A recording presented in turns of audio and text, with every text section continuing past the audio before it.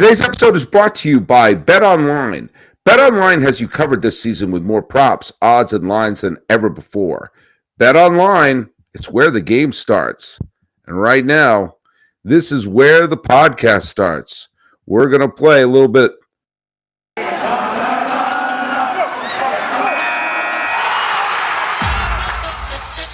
You are Locked On MLB. Your daily MLB podcast. Part of the Locked On Podcast Network. Your team every day. Hello, baseball fans, and welcome to Locked On MLB, part of the Locked On Podcast Network, where it's your team every day. This is the daily podcast we talk about all of Major League Baseball. I am your host, Paul Francis Sullivan. If you check out my lower third, which is located right there it is. You can call me Sully. I am an Emmy-nominated television producer who's been a comedian, a filmmaker, a writer, an actor, and I have been a baseball podcaster for the last decade. And now I've finished 4 complete seasons in the Locked On Podcast Network, looking to make it 5 if they'll have me back. You can follow me at Locked On MLB Pods on Twitter and Instagram. On Twitter, my personal account is Sully Baseball and Sully Baseball Podcast on Instagram. Thanks so much for making us your first listen. And make sure to tell your smart device to play podcast Locked On MLB or check out some of the other great shows on the Locked On Podcast Network, including Locked On Reds. Now, why did I pick that one? I got 30 teams to pick from. Well, guess what? By a sheer coincidence, sitting in the waiting room, and I didn't even invite him to this podcast. He's crashed it. It's friend of the podcast and host of the Locked On Reds podcast. That's Jeff Carr. How you doing, buddy?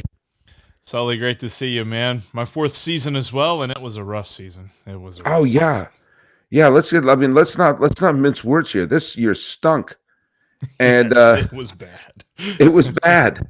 And here's the thing that some of us went into this season thinking like, okay, all right, this may be a rough year, but does it have to be super rough? And right. The team said yes. Yes, it is going to be super rough. It started even before the lockout too, which is just it was disheartening to see it before, and then we just sat on it knowing as we waited through that 99 days, we're just like, yeah, as soon as the gates open, this is gonna get worse, and it did. well, look at. I'm right now at baseballreference.com, the single greatest website in the history of the planet Earth, where they give you a summary of the season. And here's the deal. They at one point were over 500. They were. Yeah, they won their first game. On opening day. Yeah. Opening day. And I go, wait a minute. Hold on, folks. Stop the presses. Against the defending World Series champs, too. Yeah. And guess what? They split the series. Now, just imagine, just keep this in mind, everyone. Essentially, the Atlanta Braves and the Mets finished the season tied. And because the Braves won the season series, Atlanta was the division champ. Now, can you imagine if the Mets had won just one more game? It would have been the Reds splitting that opening series would have made the difference. All the games count, folk. Right. All the games count. It's true. And to know that after that opening series, those 4 games in Atlanta, the first time since 1990 that the Reds opened the season on the road, but they come back to Great American Ballpark riding high off of a 500 road trip, because you're like, okay, maybe they could mess around here and get close to 500. And then the son of the owner says the words that were the theme of the season for the Cincinnati Reds. Where else you gonna go? Yeah. Well, I can tell you where this could go. They hit bottom, grabbed a shovel, and kept on digging because they lost 22 out of the next 25 games, I think it was. They were 3-22 to start. So technically, after he said that was what 1-20. After he said that, you go on a 1-20 stretch. Here's the thing that's absolutely banana boat time about this, and for people who may not have been paying close attention to the Reds over the last few seasons, in order to go back to the last time the Reds were a contending team, you have to go all the way back to 2021. The year before, the Reds were tied for a wild card spot in mid-September. Yep. And they finished the year over 500. I mean, things were nice. You know, you're like, okay, you can build on this. They made the postseason on the truncated COVID year. It basically took the Cardinals going on that wild winning streak in September of 2021 to basically sink the Reds. But the Reds were tied, as I said, I believe it was mid-September. They were tied for a playoffs, one of the wild card spots.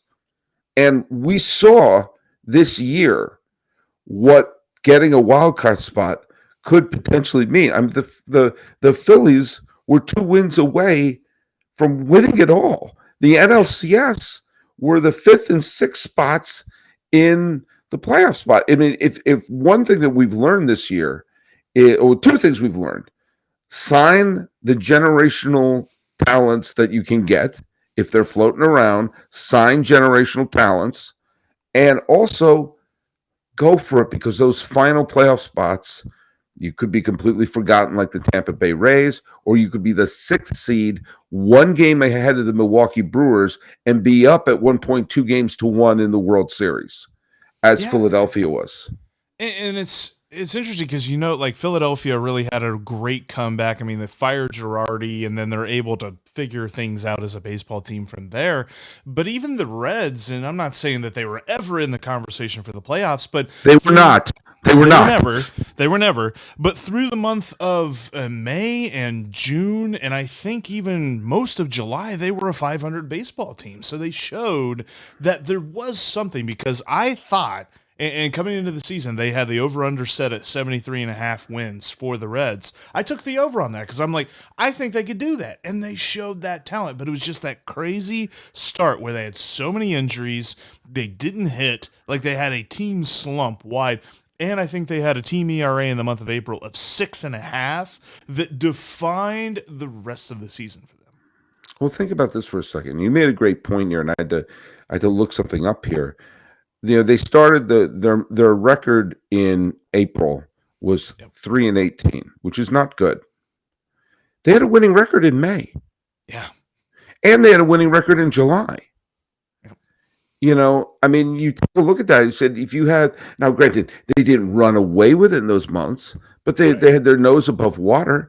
And you could see that, you know, in some ways, and this is maybe one of the good things and potentially one of the bad things about having this many playoff teams, is 87 wins will get you a ticket.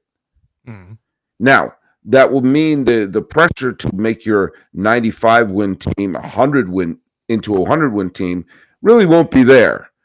Where it means is for the teams that are floating around, are we going to be a 500 team? Well, if we pick up a couple extra players, that may boost our win total by 5 or 6 wins, which might be enough to put some butts in the seats in September, sell some foam we're number 1 fingers and some season tickets for the next year, and with the promise of, hey, don't laugh at that 6th seed that could get you to the World Series. So let's just, I mean, the Reds just obviously they got off. You can't recover from a start like that. You can't clinch a division in April, but you could be eliminated in April. If you put yourself in too big of a hole, it's really disastrous. Even a winnable division like the National League Central. Yeah. But this was, I mean, this was an absolute gut punch for a Reds team that was an exciting team just 1 year prior. Yeah. And yeah. It's the annoying thing is too, like there were so many positives to look back on with some young players and some guys that really got to break into the majors and kind of set their mark for the future and say, hey, look, we're here, we're ready to play. But just hanging over them was the cloud of how they ran the team coming into the season. And they were still telling fans, no, we built this team for the playoffs. We're going to fight. We're going to fight for the playoffs. And everyone looked at the roster and they knew after you got rid of nearly everybody that was on the team the year before, you're like, you're not making the playoffs. Like, unless you watched Major League 2 on repeat for the last week before you had this press conference, that's the only reason I would think that you would say that, because nobody thought the Reds were going to make the playoffs, and then they just had everything go wrong in the first month, and then it was like, okay, it's kismet here. We're not going anywhere with this team. Let's see what we can get from the young guys. But it just hung over everything that Nick Lodolo, Hunter Green, Tyler Stevenson for a little bit, and some other guys got to do for the Reds. Major League 2? Yeah. I don't know why I picked 2. I know. That was so specific. I started thinking, wait, did I see Major League 2? Yeah, I think I did. Okay, that was very, very specific. Look at I'm listening to that, and I thought, okay, he's definitely going to say Major League. I mean, it was a real long shot that you were going to say Major League 2. What were the odds that you were going to say Major League 2 in any way, shape, or form? But if you're a betting man, you put all your money that he was going to say Major League and not Major League 2, you would have lost it. If you're going to make bets, go to betonline.net. It's your number one source for sports betting info, stats, news, and analysis. You didn't expect me to go into live read that way. Get the latest odds and trends for every professional and amateur league out there. From football to basketball to soccer and esports, we got it all at betonline.net. And if you love sports podcasts, and I know I do, you could find those on BetOnline as well. We're always the fastest and easiest way to get your betting fix. Head to the website today or use your mobile device to learn more. BetOnline, it's where the game starts. And hey, everyone, thanks so much for making Locked On MLB your first listen for the day. For your second listen, obviously, it's Locked On Reds. But after that, go to Locked On Sports Today. From the games that matter the most to the biggest stories in sports, go beyond the scoreboard and behind the scenes with local experts and insights that only Locked On can provide. Locked On Sports Today, it's available on this app, YouTube, or frankly, wherever you get your podcasts. Hey, let's reset. We're here with Jeff Carr. Follow him on Twitter at Jeff Carr. Throw an extra F in there. That extra F is for fun. What is it? It's Frankenstein. Your middle name is Frankenstein. Jeff Frankenstein Frederick, Carr, right? But yeah. Frederick. Okay. I know I got one of them right. One of them right. Young hey, let's be positive for a second, okay? I find it interesting that there was a lot of managers on the hot seat. David Bell was not one of them, because I think nobody could blame David Bell for this mess. No, they took all the cards out of his hand and said, "Go win a poker game," and there was no way that was going to happen. Here's this is not the best metric for showing what went wrong, but in some ways it's symbolic. I am right now at baseballreference.com, the single greatest website in the history of the planet Earth, and I'm on the Reds page for 2022. And they always list before the stats, they have lined up, kind of like they used to have in those like disaster films from the 70s. We have the pictures of all the stars, on the bottom, George Kennedy as Petroni. I just went super specific with an airport reference there. The first, and it's in order of who has the highest wins above replacement on the current team, not overall, just with the Reds. And the first name they have there with the highest WAR, number one for 2022 with the Reds, you know who it is? Guy sitting behind me, La Piedra, Luis Castillo. Luis Castillo, and he's wearing a Mariners hat in the picture because he was traded at the trade deadline to Seattle. It's a bad sign when your best player using wins above replacement as your metric is wearing a different team's hat on, that he didn't even finish the freaking season. He played a third of the season in the Pacific Northwest, and nobody could catch him on the 2022 Reds team. There were a couple of different things like that, because I know that I think Tyler Mahle finished in the top 5, and of course he pitched for the Twins. And then not in top 5 of WAR, but the number 1 home run hitter for the Reds last year was Brandon Drury, who finished the season with the Padres. That's bad signs. Bad signs all around. You didn't get anything from Nick Senzel. You did, I hate to say it, but you didn't get a good season out of Joey Votto, one of my favorite players in all of baseball. Comeback player of the year 2023, Joey Votto. I am speaking it into existence. Okay, let me tell you the weirdest positive story for the Cincinnati Reds, at least from my point of view, was Hunter Green. Because Hunter Green struck out 164 batters and 125 and 2/3 innings pitched. And had a complete game, just all the he had obviously had talent and obviously a young player. Every time I noticed Hunter Green, he was pitching like 7-8 innings, 1 run. One day he got 48 strikeouts. I don't know how that's possible. It just seemed he always had a ton of strikeouts. It looked great every time I noticed him in the standings. And then I look at his final line. Okay, 5-13. I don't really care about win-loss record. It's a 100-loss team. He's not going to have a great win-loss record. Right. His ERA is 4.44, and he pitched 125 and 2/3 innings, which made me realize, was he really terrible in the games that didn't catch my eye? Because every time I saw him, I was like, oh my God, is he neck and neck with Sandy Alcantara for the Cy Young this year? And then you look at one point, he pitched a masterpiece. I don't remember what day, but he pitched like an absolute masterpiece. I looked at his ERA, it was in the 5s. I think, what the hell is happening in the games that I'm not noticing with this guy? I think the day you're referring to is one of the most infamous days of the entire season for anybody. Whenever he threw a no-hitter and the Reds lost, and it was just absolutely insane. But no, the biggest problem with him was his fastball had its days where it moved and its days where it was flat. And when guys were seeing it, there was specifically a day in Milwaukee where they hit 5 home runs off him in 3 innings. And it was just something that he had to work through. It was one of those where it's like, hey, kid, welcome to the big leagues. You got to figure out how to stick up here. By the way, we're going to figure out how to hit that 103-mile-an-hour fastball that you have made your entire life around up until this point. And there were a lot of guys that were so very good at hitting it. He just could not pitch against the Cardinals early on.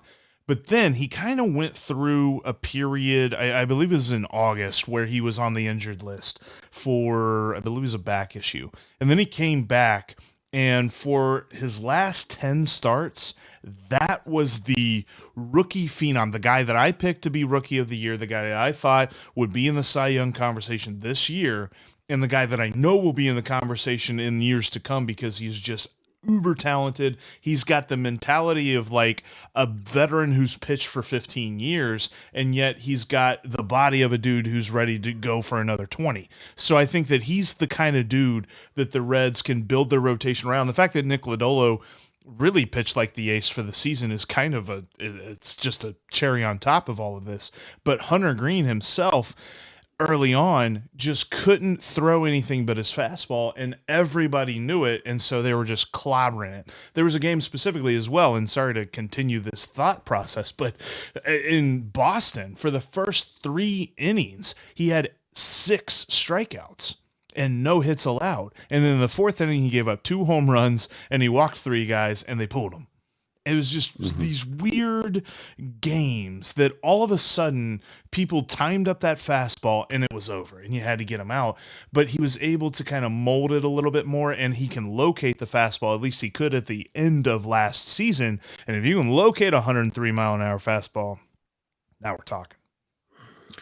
Now we are talking. And, you take a look at this pitching staff, and obviously they traded away Luis Castillo, and Tyler Mahle, and I don't remember forgive me, I don't exactly remember what they got back for them. Solid, really, really good return.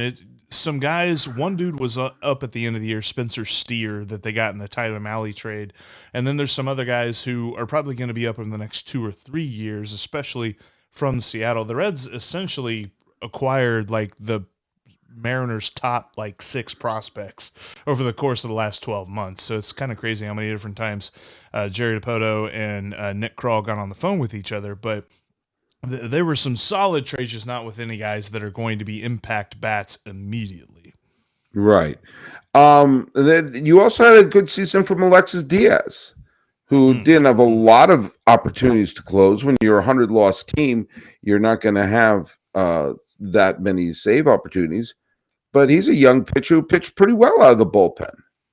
Last dude on the roster, too, when it came to opening day. Like, whenever they made the announcements, it was him and Daniel Duarte, the last two dudes that made the opening day roster, and we weren't really sure what to expect from him. They said that, oh yeah, he's kind of like his brother Edwin in that he has a crazy fastball that sometimes he's not really even sure where it's going, but hitters will have no clue where it's going, and he's got a wipeout slider.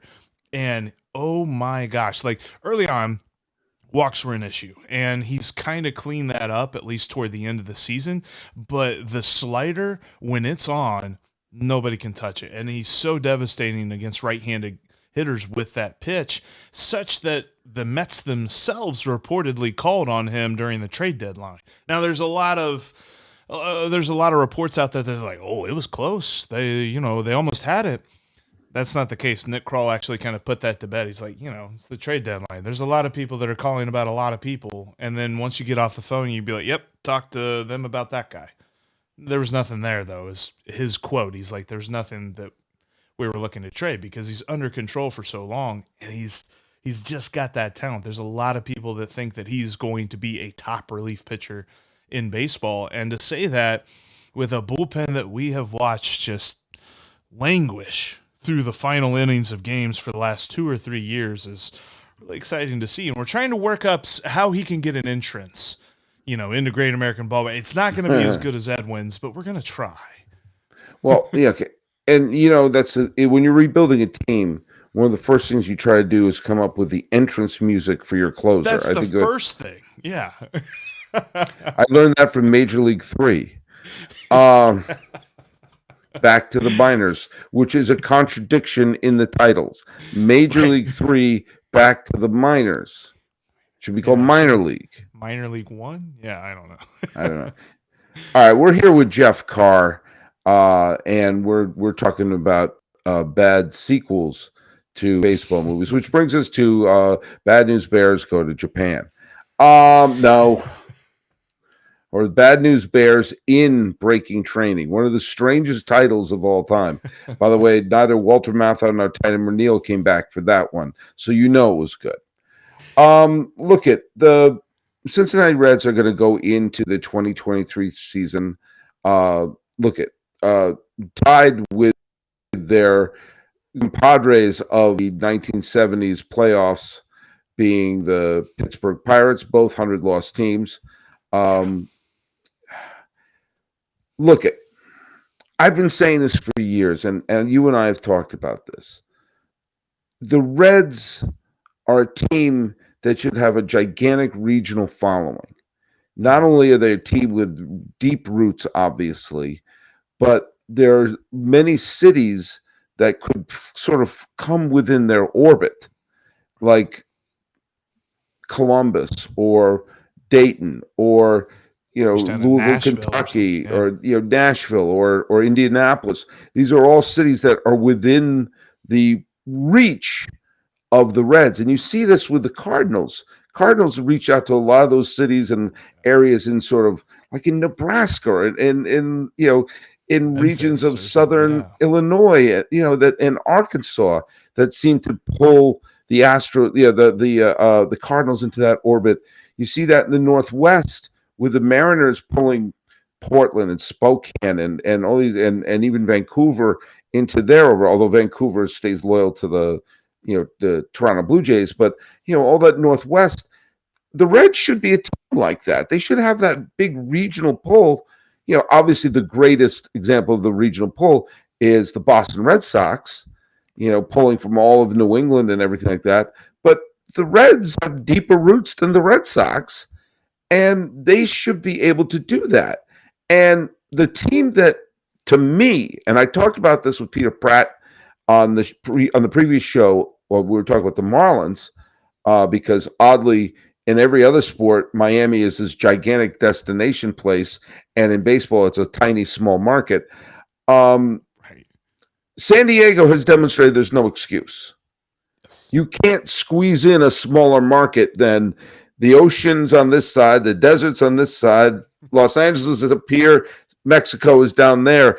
San Diego is not exactly the biggest metropolis in the world. And they said, hey, let's start acquiring generational talents and try to turn this franchise, which was floating like a spider in the toilet for a while, and now is a completely relevant team that got within 3 wins of the World Series. There's no excuse, especially when you consider that Cincinnati was working on a baseline of a winning team that was contending deep into last year, and to sort of put 2 sticks of dynamite in this, there's no excuse. And so my question is to you, Jeff, who I've known for a couple of years now, what should they do?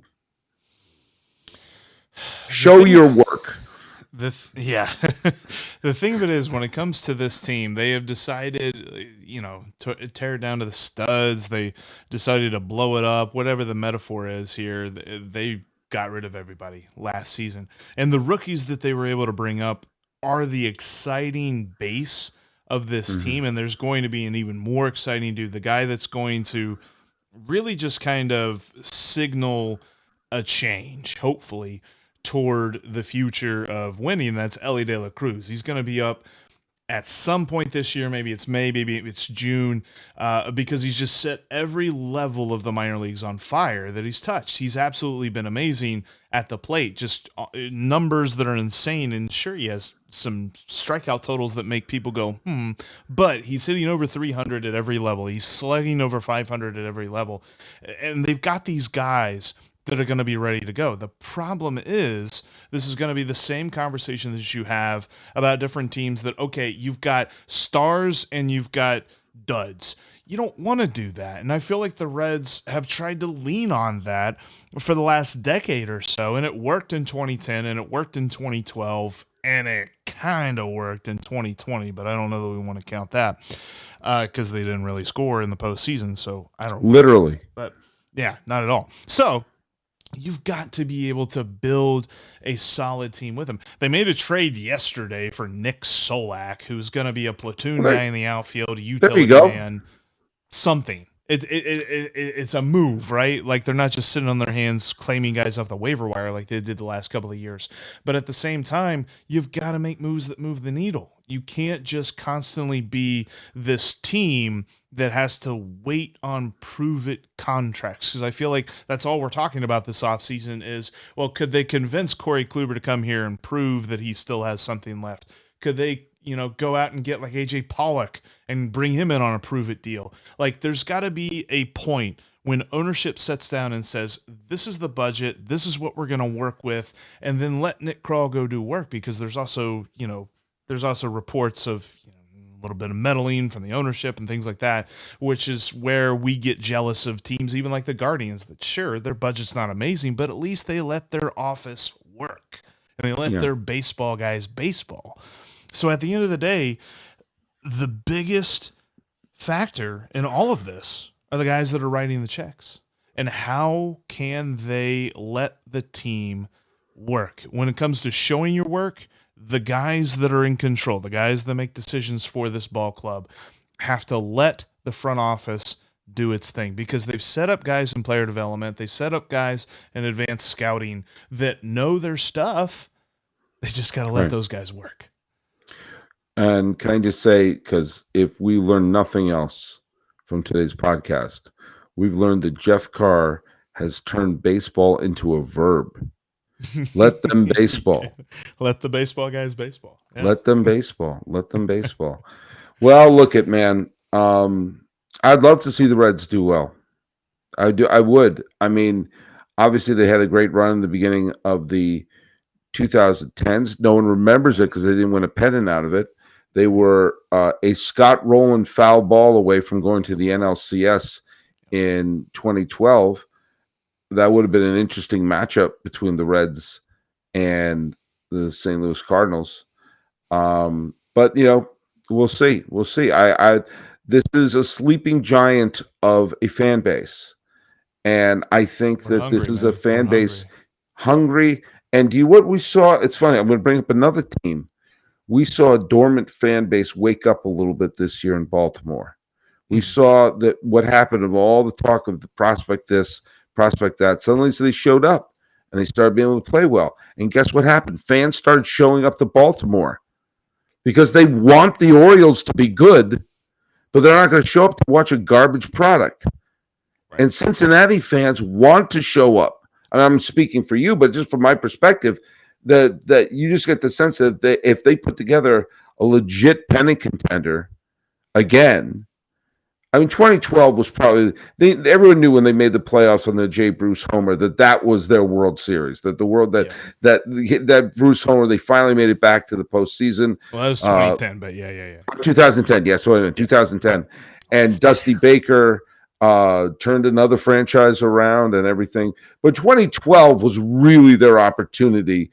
That there was a window of opportunity to win a pennant that year. Obviously, the Giants went on to win it all. And they were helped a great deal by the fact that St. Louis knocked out Washington. Remember Davey Johnson was the manager of the Nationals? Doesn't that seem like a lifetime ago? Yeah.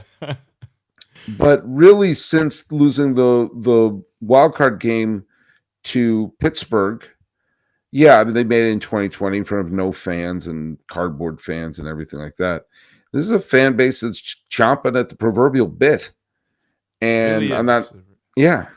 It's something that last year with the Super Bowl run for the Bengals, like, you know, the city turned orange and black, but I'm telling you, there is a red undertone that the moment that the Reds are good, this is back to a baseball town, like drop of the hat, snap of the finger. It's a baseball town that's just really, really tired of its baseball team stinking. Right.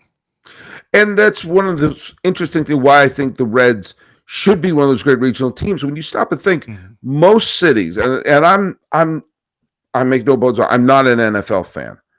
I have nothing against the NFL. I don't follow the league. Sure. If a game is on, I'll watch it. You know, I don't dislike it. I just don't follow it. It's like that show Blind Date or whatever it's called. I've never seen it, so I don't hate it. What was it? Love is Blind. Is it Love is Blind? Is that what it's called? Netflix show. Yeah. Yeah, it shows you how big a fan I am. Okay, fine. I love trash reality, so I'm all over it. Yeah. All right, cool. Good. But like Millard Thomas and I were talking. Like he challenged me to name 5 current NFL players, and I couldn't. You know, but it doesn't mean I'm better than you. It just means I don't follow it.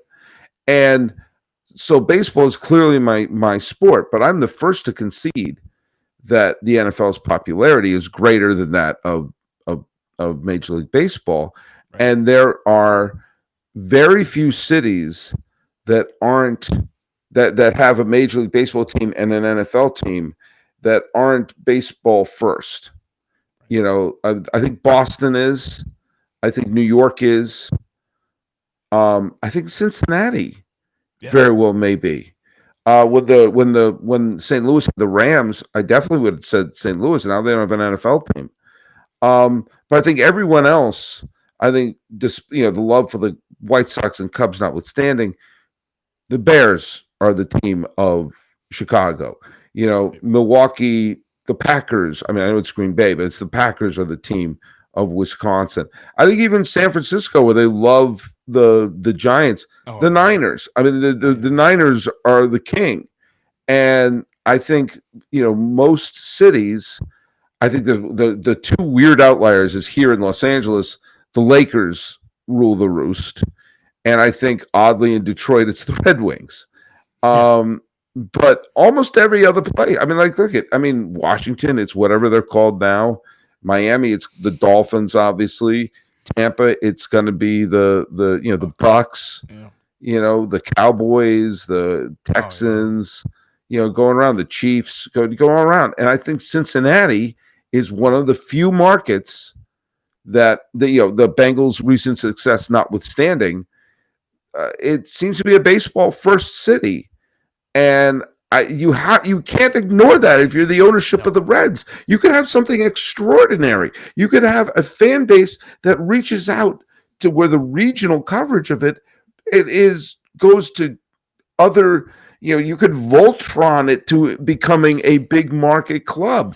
Right. I mean, and I keep thinking of the Red Sox as being the model for that. Boston's not a gigantic city, but it feels like a gigantic city because it draws in, Worcester, and it draws in Providence, and it draws in, Manchester, New Hampshire. All the different cities from around New England flow into the Red Sox. That's what the Reds should be.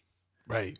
No, and that's why I wish ownership would see that. And I know that there's different things that get published. I know Forbes publishes their ownership values list every year, and every year you see the Castellini group at the bottom of the list. But your point about the Padres is just every bit as strong each and every year. Like, you don't have to play into the whole small market thing. Like, if you say, this is what we're doing because we're small, you say, no, this is what we're doing because we don't want to spend. Like, right. I think everybody understands that now.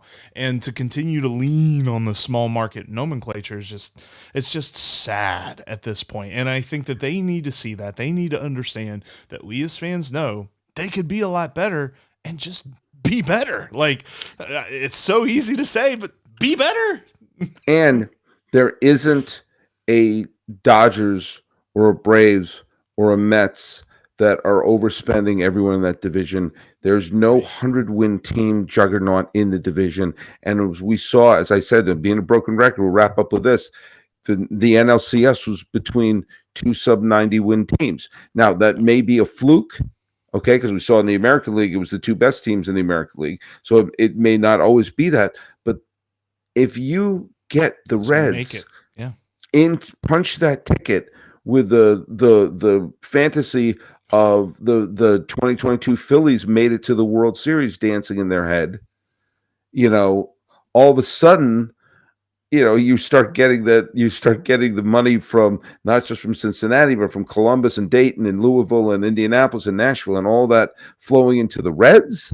Right. Yeah. And wherever in West Virginia, those guys too. Yeah. Those are huge fans down in West Virginia. They come into we have Reds Fest here in a couple of weeks at the beginning of December, and I'm about to meet a whole bunch of people from all over this region that just want this team. They're daring this team to be good. I spent the fall of 2012, which was the year where the Reds had their last great team. I spent that in West Virginia and Kentucky working on a television show. And I remember when I was there were so many people. As I was in southern West Virginia and eastern Kentucky, where we were shooting the show.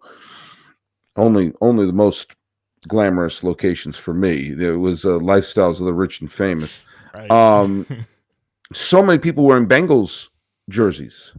And Bengals hats and Bengals sweatshirts and Bengals windbreakers. And I was thinking, really? Oh, look at all these Bengals stuff. And I realized, geographically, that's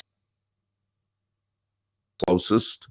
There was a lot of university stuff as well. But when the Bengals were playing, that was the home game. Yep. And of course, they weren't all big baseball fans, although I would have loved to have been there a few weeks prior when they were playing San Francisco in the playoffs. Maybe there would have been some interest in that. But think of all the places you can draw from, and that's what's sitting there. That's the little bits of treasure on the ground, which all they have to do is spend enough money to make them as good as they were in 2021. Right. I mean, we're not talking we don't have to unseat the big red machine or the 1990 Reds. You just make them an 87-win team. Right. And you don't have to even eclipse. You don't even have to sniff the luxury tax. Just a little bit more. Just a little bit more. Hopefully so. Because one day, Sully, I want that stress. I want that stress that Philly went through in this World Series. I want. Yeah, it's good. It's fun stress. Yeah. Just like it's fun stress whenever you appear on Locked On MLB, because I never know how it's going to go. Hey, Jeff Carr, tell people where they can listen to your podcast. You can catch us anywhere that you find Locked On MLB. You can catch us right here on YouTube. In fact, depending on when you're watching / listening to this today, we are going live at 2 p.m. For our Aloha Friday, since Steve's from Hawaii, obviously, Cincinnati and Aloha. But yeah, Steve's from Hawaii, so Aloha Live Friday for Locked On Reds. All right, well, hey, thanks so much for making Locked On MLB your first listen. And second listen's got to be Locked On Reds. Third lesson, I'm going to give Peter Pratt love again Locked On Marlins, but your fourth listen. Make it Locked On Sports today. Do you want to make it your first? Have that be like your overview. Remember how we used to do with Sports Center? Have this replace that. And, games that matter, all the biggest stories. You got to go beyond the scoreboard and get the great stories behind the scenes. You got the Locked On experts from all the different teams and cities. No other place does it like Locked On. It's Locked On Sports Today. It's available here, YouTube, wherever you get your podcasts, just like us. Well, we're recording this for the 11th day of November. We're in mid-November, folks. The pennant race is here. Oh, wait, no. No, we're here as your friend in the off season. We're going to do a whole bunch of other stuff. Thanks so much, Jeff Carr, for joining the show. This is Locked On MLB. I am your host, Paul Francis Sullivan. Please call me Solly.